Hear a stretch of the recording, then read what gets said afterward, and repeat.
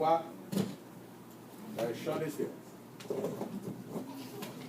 Parce que ça qu'a fait la route là, son bagage qui, toute la vie, Timoun, il va en mémoire pour lui. C'est par conséquent nous pouvons faire bien à la gloire de Dieu. Deuxième couplet, ensemble avec moi. Ceux sont aussi les petits que Jésus confie dans les noms sont inscrits au livre de vie, dans les pavis éternels. Dieu reçoit ceux qui sont tels dans les pavis éternels. Dieu reçoit ceux qui sont tels. Prions le Seigneur. Seigneur Dieu, nous te bénissons, nous t'exaltons, nous te remercions d'avoir déversé grâce sur grâce sur nous, et particulièrement d'avoir fertilisé Sœur Moseline et son époux, et de leur avoir donné cette fillette qui constitue une prolongation de la famille, une élongation de cette famille également.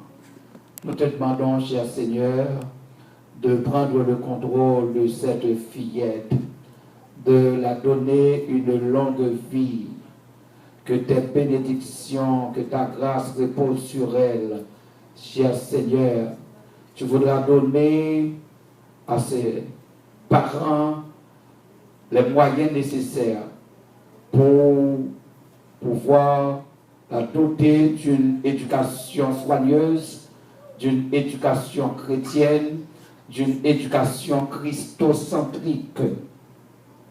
Nous te demandons de donner aux parents également les moyens financiers nécessaires pour assumer leurs responsabilités.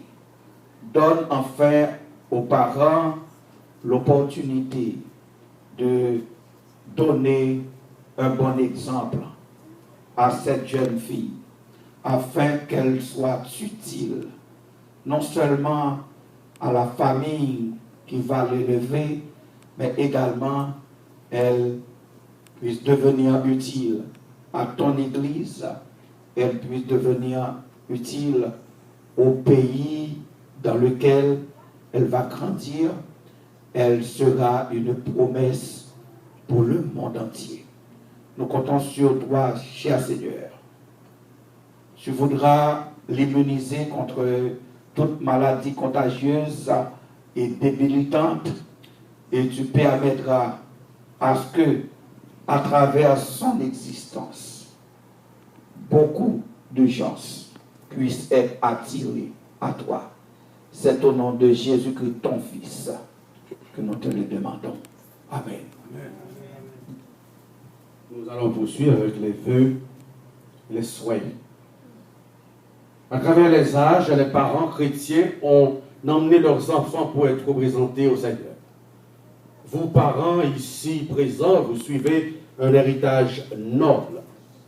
En présentant votre enfant au Seigneur, vous entrez dans une relation solennelle avec un Dieu qui garde son alliance jusqu'à 1000 générations.